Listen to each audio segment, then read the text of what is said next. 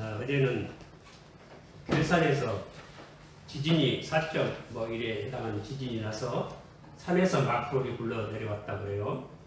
어젯밤 10시 좀 넘어가지고 이태원에서 뭐 할로윈 축제인가 뭔가 하는 사람들이 지금 149명이 죽었다. 아침 뉴스가 그렇습니다. 그리고 심정지 상태에 있는 사람들이 몇십 명 있기 때문에 사망자가 더 나올 것이다. 그런 재앙의 소식을 온 나라에 이렇게 슬프게 드리고 있습니다. 이게 아침에 우리가 기도하는 마음으로 그 얘기 나누다가 우리 서준이 생각이 났어요. 우리 서준이가 뭐라고 했냐면 하나님께 예배를 드릴 수 있게 해주셔서 감사합니다. 이렇게 감사의 그 헌금 봉투에다 이렇게 써가지고 그런데요. 근데 여러분들 이 시간에 그런 재앙에 빠지지 않고 하나님께 나와 예배할 수 있게 되심을 참으로 감사하시기를 바랍니다. 그 사망에 빠진 사람들과 연루된 그런 가족이 되었다면 얼마나 비참하겠습니까? 젊은이들이 10대, 20대가 주로 많이 희생이 됐다는데 장래가 창창한 아이들이 장래의 희망을 가지고 인생을 잠시라도 엔조이 하려고 거기 갔을 것입니다. 하나님이 없이 세상을 산다는 것 아무도 장래를 그 순간을 보장해 주지 않습니다. 우리 하나님만이 우리를 영원히 우리 생명을 보장해 주시고 가장 복되게 해주심을 믿고 더욱 하나님을 사랑하고 잘 섬기고 하나님 말씀 순종하는 삶을 살아서 하나님을 허락하시고 기뻐하신 복을 모두 누림으로 세상에 하나님을 사는 우리 믿음의 증거를 삼는 우리 모두 되시기를 축원합니다. 우리가 지금 하나님의 도덕성에 대해서 상고를 하는데요. 오늘 말씀은 신명기 1장에 이렇게 신명기 시작하자마자 첫 페이지에 나오는 말씀입니다. 신명기는 이제 출애굽 40년 11월 1일에 이렇게 새로 출발하면서 하나님께서 가라 가라고 이렇게 거듭 명령을 하시죠. 그러시면서 모세가 세 편으로 설교를 합니다. 한 편은 이 1장부터 4장 43절까지 하나님이 하신 일에 대해서 하나님이 이렇게 무엇을 하셨는가에 대해서 설교를 합니다. 정말하면 이것은 역사적인 관점이라 했습니다. 그리고 두 번째 4장 44절부터 26장 마지막 절까지는 율법에 대해서 하나님의 거룩한 백성들의 생활 규범에 대해서 이렇게 설교를 합니다. 그러니까 첫 설교는 과거에 대한 것이고 두 번째 설교는 현재에 대한 것이죠. 그리고 세 번째는 이제 마지막 설교 이제 27장부터 34장 12절까지 있죠. 거기는 율법의 순종 여부에 관한 그 결과에 대한 예언적인 설교를 하는 것입니다. 그래서 27장에는 저주가 선포되고 28장에는 축복이 14절까지 선포가 됩니다. 오직 하나님 말씀 듣는 것이 한 가지가 모든 축복의 비결이다. 나와도 복을 받고 들어가도 복을 받고 떡반죽 그릇인지 기름병에까지 둘의 모든 우양 새끼까지 모든 복받는 비결 하나 그건 바로 하나님 말씀 순종하는 것이다. 너희들이 아마 안 듣고 축복보다는 저주를 받기 쉽다. 아마 그런 예언을 하고 있습니다. 이 세 편을 설교를 하는데 이렇게 출애굽하자마자 먼저 하나님께서 각 공직자들을 이렇게 두령들을 세우고 재판장들에게 이렇게 명하는 것부터 이렇게 시작을 합니다. 이렇게 재판장에게 명을 하는데 다시 한번 봉독해 보실까요? 내가 그때 재판장들에게 명하여 이르기를 너희가 너희 형제 중에 송사를 들을 때 양방간에 공정히 판결할 것이며 그를 중에 타국이 되기도 그리할 것이라. 재판은 하나님께 속한 것인즉 너희는 재판의 외모를 말 말고 규천을 일반으로 듣고 사람은 낯을 두려워 말 것이며 이런 식으로 말씀하십니다. 네, 그래요. 네, 판결하기 어려운 건 하나님께 돌리라고 했죠. 또 오늘은 이 재판에 대한 말씀, 그리고 재판을 무엇을 가지고 합니까? 근거로 법을 가지고 하죠. 법을 지켰느냐 못 지켰느냐. 그래서 재판과 법에 대해서 간단히 두 가지만 상고하고 말하려고 합니다. 재판은 바로 재판은 생명은 공정에 있다. 첫째는 이것입니다. 하나님께서 재판을 할 때 공정하게 하라. 우리가 지난 시간에 하나님의 의와 공의 같은 두려운 말씀을 우리가 상고를 했죠. 하나님의 의라고 하는 것이 하나님의 재판적 행위를 의미하는 거예요. 재판적. 하나님의 재판 결과, 하나님의 법을 재판에 따라서 바로 지켰다. 그러면 의요. 바로 잘못 지켰다. 그러면 불의가 되고 정죄를 받는 것이죠. 그래서 이 의라는 말을 들을 때, 하나님의 의라는 말씀 들을 때 아주 날카롭고 차갑고 참으로 두려운 그런 말이 바로 의라는 말이죠. 하나님의 재판적 용어, 하나님의 재판적 행위가 바로 칭의라는 거예요. 하나님의 그 judicial act of God, 이것이 바로 justification이다 하고 말하고 있습니다.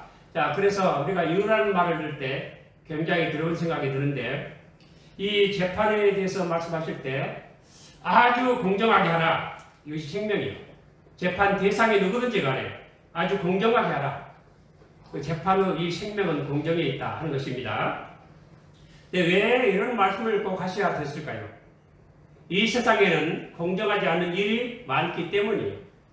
이리 봐주고 저리 봐주고 이렇게 치우치고 저렇게 치우칩니다. 그리고 이 세상에는 갑질이 있고 또 불공평이 있고 속임수가 있고 조작이 있고 압제가 있고 억울한 일이 있고 원통절통한 일이 가득 차 있는 것이 이 세상사입니다. 왜 그럴까요? 그것은 타락했기 때문입니다. 그리고 그것은 오늘날에도 조금도 다르지 않습니다. 우리 윤 대통령이 선거운동할 때 그 캐치프레이즈가 공정과 상식의 세상이었죠. 근데 그 과연 공정하고 상식적으로 되어 있느냐? 더 많은 사람들이 그렇지 않다고 생각하는 것 같아요. 그러면 안 되겠죠. 저도 간혹 그런 생각을 혼자 해요. 내가 서초동 법원에 가서 판사들한테 설교를 한다면 무슨 설교를 할까? 그런 생각을 해봅니다. 그럼 시편 82편을 해볼까? 거기 보면 재판장을 하나님이라고 불러요. 그러니까 엘로힘이라고 그러는데, 물론 영어로는 대문자 지가 아니고 소문자로 쓰고 가스라고도 합니다. 그리고 지존자라고 부릅니다. 왜냐하면 하나님과 같이 그런 공정한 판단을 해야 할 그런 존재이기 때문에 그렇게 부르는 것 같아요. 그런 말씀을 본문으로 설교를 할까? 아니면 오늘 본문 말씀으로 할까? 또 그 외에도 많이 있어요. 근데 재판에 대해서 하나님께서는 여러 가지로 말씀하십니다. 어떻게 말씀을 하시냐면, 신명기 16장에 18절 20절에 보면 내 하나님 여호와께서 내게 주시는 각 성에서 내 지파를 따라 재판장과 유사를 둘 것이요 그들은 공의로 백성을 재판할 것이니라. 너는 굳게 판단하지 말며 사람을 외모로 보지 말며 또 뇌물을 받지 말라. 뇌물은 지혜자의 눈을 어둡게 하고 의인의 말을 굳게 하느니라. 너는 마땅히 공의만 쫓으라. 그리하면 내가 살겠고 하나님 여호와께서 내게 주시는 땅을 얻으리라 했습니다. 재판을 굳게 하는 것 중에서 가장 큰 요소가 바로 뇌물이에요. 지금도 뇌물이 아마 많이 있는 것 같아요. 그래서 판검사들이 엄청나게 돈을 많이 번다. 몇십억씩 그냥 쉽게 벌지요. 그런 거 우리 많이 보고 있죠. 다 일종의 뇌물 아니겠어요? 그렇게 되면 이 땅에 공의는 사라지게 되는 것이고, 공의가 사라지면 억울한 일이 발생하게 되는 것이고, 또 엉뚱한 죄인들이 떴다라고 아주 배부르고 잘 살게 되어 있는 세상이 되는 것입니다. 하나님께서 세상이 그럴 줄 아시고 재판을 공정하게 하라 이렇게 명령하신 것입니다. 그리고 레위기 19장 15절에도 너희는 재판할 때 불의를 행치 말며 가난한 자의 편을 들지 말며 세력 있는 자라고 두어하지 말고 공의로 사람을 재판할지며, 심지어 가난한 자라고 해서 이렇게 인정에 치우쳐서 이렇게 두어하지 말아라 말씀하십니다. 가난한 자도 공정하게 재판하라 드시고, 신명기 25장 1절에 사람과 사람 사이에 시비가 생겨서 재판을 청하거든 재판장은 그들을 재판하여 의인은 의롭다고 악인은 정죄할 것이며 하였습니다. 이런 말씀을 들을 때 우리 한국교회 이 사법부 이 재판부를 위해서 하나님께 많이 기도해야 되겠습니다. 이 세상은 재판을 굳게 하는 일들이 너무 많을 것 같아요. 심지어 검찰이 재판장들을 뒷조사를 해가지고 혐의가 있다고 검찰청에 불러다가 막 그냥 고문을 하고 잠을 안 자고 해가지고 그 판사들이 그 검찰청을 떠나면서 그 밖에 나가서 가로수를 붙잡고 통곡을 했다는 거 아닙니까? 그래서 우리 말 잘 들으라 이런 거 아니겠어요? 세상이 그래요. 그래도 입으로 공정을 말해요. 상식을 말하고 이 세상이 그렇습니다. 우리나라가 지금 그런 처지에 빠져가지고 지금 어디 이제 뭡니까 그 원전 수출하는 거 몇 조짜리도 이번에 뺏겨버리고 또 미국의 그 야구 선수단이 월드 시리즈 하는 분들이 한국에 와서 코리안 시리즈 하기로 했다가 그것도 취소해버렸다. 예, 하나님께서 다 알고 계시고 우리나라 사람보다도 외국 사람들이 우리나라 형편을 더 잘 아는 것 같아요. 그러니까 우리도 우리 서북부를 위해서 더 여러분 열심히 기도해 주시고 제발 우리 한국 이 재판장들, 판사들 하나님을 두려워해서 하나님처럼 바르게 공정하게 뇌물받지 말고 사람을 편파적으로 이렇게 판단하지 말고 바르게 정죄자는 정죄하고 의인은 의롭다고 바로 판단할 수 있게 해주십시오 하고 기도하시기 바랍니다. 그래야 우리나라가 바로 서고 복을 받게 될 줄로 믿습니다. 그런데 하나님은 이 재판은 뭐에 근거해서 한다고 했습니까? 재판은 법에 근거해서 합니다. 오늘은 이 말씀만 드리고 마칠 거예요. 첫째는 두 가지 말씀드립니다. 첫째는 재판의 생명은 공정에 있다 하는 것이고 법은 도덕성의 기초에서 지정됐다 하는 사실입니다. 우리가 도덕적으로 잘못된 것을 하나님이 판단하신다, 재판하신다 하셨는데 왜냐하면 이 하나님이 주신 율법 자체 그 기초가 하나님 도덕성에 기초하고 있다 그런 뜻입니다. 어떤 식으로 되어 있습니까? 하나님은 가난한 자, 과부나 고아, 나그네들 위해서 하나님은 이렇게 법을 만드셨어요. 그래서 이런 것들이 하나님의 도덕성입니다. 예를 들어서 가난한 자에 대해서 시편 35편 10절에 내 모든 뼈가 이르기를 여호와와 같은 자 누구리요 그는 가난한 자를 그보다 강한 자에게서 건지시고 가난하고 궁핍한 자를 노래가는 자에게서 건지시니라 하리로다 했습니다. 하나님은 가난한 자를 항상 편을 드시고 도와주십니다. 여러분 다 믿으시고 이 하나님을 더욱 의지하시기 바랍니다. 시편 74편 21절에도 학대받은 자로 부끄러이 돌아가게 마시고 가난한 자와 궁핍한 자로 주의 이름을 찬송케 하소서. 저 하나님의 은혜를 받아서 입에서 찬송이 터져나오도록 하게 하신다는 거예요. 우리 그리스도인들은 머리끝부터 발끝까지 할렐루야여야 한다. 지난주인가 제가 주보에 냈죠. 어거스틴 한 말입니다. 가난한 자들 하나님 도우심을 입을 때 할렐루야하고 하나님을 찬송하게 된다는 뜻입니다. 그리고 잠언 19장 17절에 가난한 자를 불쌍히 여기는 것은 여호와께 꾸이는 것이니 그 선액을 갚아 주시리라. 가난한 자에게 꾸어주는 것 하나님께 빌려주는 거래요. 그래서 하나님 갚아 주신대요. 이런 말씀 우리가 다 믿으시고 선한 일에 있으시기 바랍니다. 잠언 28장 17절에도 가난한 자를 구제하는 자는 궁핍하지 아니하려니와 못 번지 하는 자에게는 저주가 많으리라 했습니다. 또 잠언 14장 31절에도 가난한 사람을 학대하는 자는 그를 지으신 이를 멸시하는 자요 궁핍한 사람을 불쌍히 여기는 자는 주를 존경하는 자녀라. 이 가난하고 궁핍한 사람에게서 하나님의 영상을 볼 줄 아는 눈을 가진 사람 바로 이런 사람이 하나님의 축복을 받을 사람이고 그런 사람만이 진정으로 하나님을 존경하는 사람입니다. 가난한 사람에게서 하나님의 영상을 보는 눈을 항상 갖게 해달라고 기도하시기 바랍니다. 그리고 잠언 29장 14절에도 왕이 가난한 자를 성실히 신원하면 그 일가 영원히 견고하리라 했습니다. 왕이 가난한 자의 사실을 이렇게 사정을 알아주고 그들을 위해서 원통하고 억울한 것 성실하게 이렇게 풀어주면 그 일가 견고하리라 했습니다. 그리고 가난한 자 말고 과부나 고아와 또 관계된 법들을 하나님이 주셨습니다. 출애굽기 22장 22절에 너는 과부나 고아를 해롭게 하지 말라. 이게 율법이에요. 자, 이렇게 하나님의 율법은 하나님의 자비요, 하나님의 긍휼하심이, 하나님의 도덕성이 언제나 그 기초에 깔려 있습니다. 그리고 신명기 10장 18절에 고아와 과부를 위하여 신원하시며 나그네를 사랑하사 그에게 식물과 의복을 주시나니 하였고 시편 68편 5절에도 그 거룩한 처소에 계신 하나님은 고아와 과의 아버지시며 과부의 재판장이시라 했습니다. 그리고 시편 146편 9절에도 여호와께서 객을 보호하시며 고아와 과부를 붙드시고 악인의 길은 굽게 하시는도다 하였습니다. 하나님의 율법은 언제나 하나님의 도덕성이 전제가 되어 있습니다. 그리고 나그네에 대해서 특별히 출애굽기 13장 9절에 너는 이방 나그네를 압제하지 말라. 너희가 애굽 땅에서 나그네 되었은즉 나그네의 정경을 아느니라 했습니다. 또 신명기 10장 19절에도 너희는 나그네를 사랑하라. 전에 너희도 애굽 땅에서 나그네 되었었음이니라. 마태복음 25장 35절에도 내가 줄일 때 너희가 먹을 것을 주었고 목마를 때 마시게 하였고 나그네 되었을 때 영접하였고. 우리가 나그네를 보았을 때 우리 예수님 보듯이 그런 마음 가지고 잘 접대하시기를 바랍니다. 그리고 스가랴 7장 10절에 과부와 과와 나그네와 궁핍한 자를 압제하지 말며 남을 해하게 하여 심중에 도모하지 말라 했습니다. 과부, 나그네 항상 이 궁핍한 자는 하나님의 긍휼하심이 항상 그들을 감싸고 있습니다. 우리가 이것을 생각하면서 그들에게서 하나님의 형상을 발견하고 하나님을 존대하듯이 그들을 귀히 여기시기 바랍니다. 이 세상은 그렇지 않아요. 그래서 재판에 대한 기회를 주신 거예요.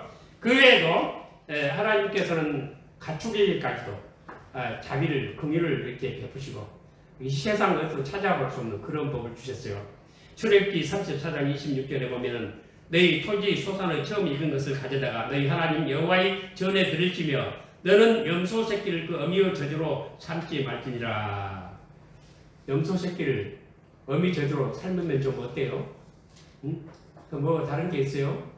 그렇게 하지 말으래요. 마치 이런 거 보면은 무슨 미신 같기도 하지만 얼마나 하나님의 지극한 그 도덕성이 여기에 들어있습니까? 긍휼하심, 자비하심, 인자하심이 이런 말씀 율법에 들어있어요. 그러니까 하나님 율법은 하나님이 자비하심, 긍휼하심을 전제로 해서 주신 거예요. 이렇게 가축뿐만이 아니고 또 이런 말씀도 있어요. 신명기 22장 6절 7절에 노중에서 나무에나 땅에 있는 새의 보금자리에 새 새끼나 알이 있고 어미새가 그 새끼나 알을 품은 것을 만나거든 그 어미새와 새끼를 아울러 취하지 말고 어미는 반드시 놓아줄 것이요 새끼는 취하여도 가하라. 가하니 그리하면 내가 복을 누리고 장수하리라. 그 장수하는 비결, 복받는 비결도 간단하네요. 어디 숲속에 가서 시골에 가면 옛날에 나무하러 다니다가 나무꾼들이 보면은 껌이 알을 품고 있는 거 있어요. 그런 알을 가져오기도 하고 그런 사람도 있었어요. 저는 한 번도 그렇게 못 봤습니다만 그렇게 해서 알은 가져와도 좋은데 어미는 잡지 말라. 새끼 품고 있는 거 보면 새끼는 가져와도 좋은데 어미는 살려주라. 이렇게 들짐승까지 야생동물에게까지 하나님의 자비가 이렇게 펼쳐있는 그런 율법, 이런 법은 세상에 없었어요. 우리 그 국회에서 법을 세울 때도 이런 것을 항상 전제로 삼고 이렇게 도덕성 밑바닥에 깔린 그런 법을 제정하게 해달라고 우리가 기도해야 될 줄로 믿습니다. 그 외에도 우리가 하나님의 자비하심에 대해서 다 이렇게 생각하지 않지만 안식일 제도를 한번 생각을 해보세요. 일주일에 열흘 동안에 힘써 일하고 일주일 되면 안식일 되면 쉬어라. 그래야 내 종들 남종 여종도 좀 쉬고 집안의 가축들도 소나 나기도 좀 쉴 거 아니냐. 얼마나 하나님 자비하십니까. 그리고 너 영혼도 하나님을 섬기고 예비함으로 거룩하게 될 것이고 복을 받게 될 것이다. 이렇게 자비하는 것이 하나님 안식일 제도예요. 그래서 다 지금 그걸 지키고 있는데 지금은 주 5일 또 이렇게 하죠. 그리고 그것뿐만이 아니고 이 7년 만에 뭐가 돌아옵니까? 7년 만에 뭐가 돌아옵니까? 안식년이죠. 7일 만에 안식일이고 7년이니까 안식년이죠. 안식년은 무엇을 고려해서 하신 거예요? 땅도 좀 쉬어래. 땅도 농사지면 다 그 약물을 뺏기죠. 그래서 어떤 그 작물은 농작물은 그 연작을 하면 안 되고 윤작을 해야 돼요. 연작과 윤작 여러분 어떠서 아십니까? 서울 사람들 잘 모르죠? 연작은 계속 같은 땅에 해마다 같은 작물을 심는 거예요. 옥수수 같은 거 심으면 안 된대요. 땅이 황폐해진대요. 그럼 잘 안 돼요. 콩 같은 거 심으면 콩 뿌리에 이렇게 그 질소 비료가 또글또글 달려있어요. 그리고 또 좋다네. 땅이 기름져진대요. 어쨌든 이렇게 안식년을 7년 만에 한 번씩 땅을 쉬게 하라. 땅도 좀 쉬어야 돼. 땅까지도 이렇게 하나님의 그 자비하심이, 긍휼하심이, 즉 하나님의 도덕성이 땅까지도 이렇게 미치고 있어요. 그뿐만이 아니고 안식년을 7번 하면 뭐가 되죠? 안식년 7번 하고 49년 그 다음 해가 뭐예요? 희년이죠. 이 희년은 왜 주셨을까요? 희년이 되면은 모든 그 팔아먹은 재산들 다 다시 찾아와요. 땅 팔았으면 땅도 다시 내 것 돌아오고, 집 팔았으면 집도 내 것이 돌아오고, 종들도 돌아가고, 이렇게 하게 하신 게 희년이에요. 주벌리라고 그러죠. 그런데 이것은 왜 그렇습니까? 이것은 전체 국가의 거시 경제를 위해서 주신 그런 법령이에요. 국가 거시 경제 전체. 그래서 가난한 사람 없게 하자. 다시 모든 거 다 이 자녀들까지도 노예로 팔려보고 종으로 끌려가고 전답 다 이렇게 팔아버리고 집도 없고 이런 사람들도 다시 소생할 기회를 주자. 이거예요. 그러니까 국가의 전체적인 거시 경제를 위해서 주신 것이 바로 희년 제도예요. 물론 하나님 나라를 예표하고 있는 것이지만요. 크게 구속사적으로 보면 어쨌든 하나님의 모든 율법은 밑바닥에 뭐가 깔려 있습니까? 하나님의 도덕성이 깔려 있어요. 그래서 우리가 재판을 공정하게 하고 우리 모든 법 밑에는 하나님의 도덕성이 깔려 있어야 한다. 이것을 기억을 하시면서 이 하나님의 법에는 도덕성이 이 전제가 되어 있다는 것을 고려하지 않기 때문에 재판을 마음대로 해요. 응? 그래서 돈 없는 사람은 억울하게 당하고 그 법에 들어있는 도덕성을 무시하기 때문에 나라와 공정이 이렇게 상실되는 것입니다. 이것을 생각하시면서 이렇게 우리 하나님은 자비로우신 우리 하나님이시고 하나님의 의를 따라 산다는 것 결코 해로운 일이 아니고 이것이 우리 법이라고 하는 사실을 다 기억하시기 바랍니다. 그러나 특별히 예수 믿는 우리에게는 하나님 재판도 면제됐고 하나님 율법도 다 면제됐습니다. 오직 우리에게는 하나님 가족적인 사랑만 남아있습니다. 우리가 안심하고 이 사랑에 거하면서 모든 것 하나님께 믿고 맡기면서 말씀 순종하면서 살아가면서 항상 기도에 청렴해서 하나님이 우리를 복되게 하시려고 하는 그 뜻을 우리 삶에 이루어 복받기를 우리 주님 이름으로 축원을 드립니다. 아멘.